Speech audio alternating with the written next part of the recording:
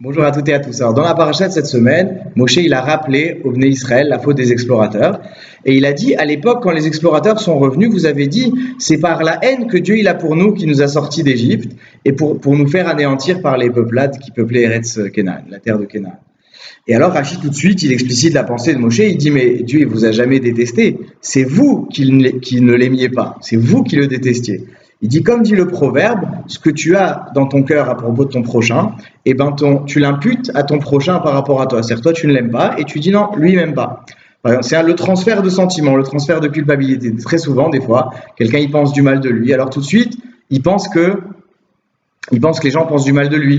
Lui, il aime pas quelqu'un. Il pense directement que la personne ne l'aime pas. Et finalement, quelque part, le grand problème, le drame de cette destruction du temple, parce que la faute des explorateurs, elle est à l'origine de la destruction du temple, c'est que au bout d'un moment, on s'occupe plus de nous. On s'occupe plus de notre vie personnelle. On passe notre vie à transposer nos sentiments sur les autres. On s'énerve sur les autres. On dit les autres.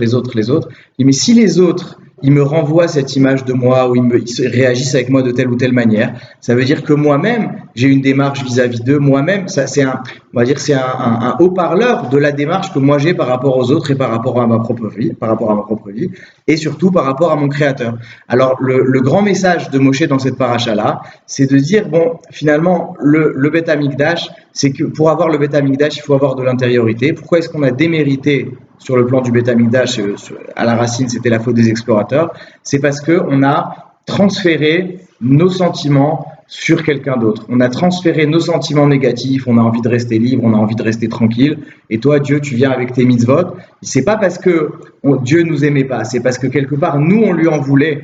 Nous, on avait envie de rester tranquille et on lui a imputé à Hachem ces sentiments-là. Donc, le drame de l'existence, c'est quand quelqu'un commence à ne plus s'occuper de son cœur, ne plus s'occuper de ce qui ressemble à Émet, de ne plus s'occuper de ses problèmes personnels, et quand il les impute aux autres, et quand il arrête de se gérer, et il commence à gérer les autres. Ça, c'est le drame de l'existence. Que Dieu nous en préserve, et que Dieu vous bénisse et qu'il vous donne un très bon Shabbat. Au revoir.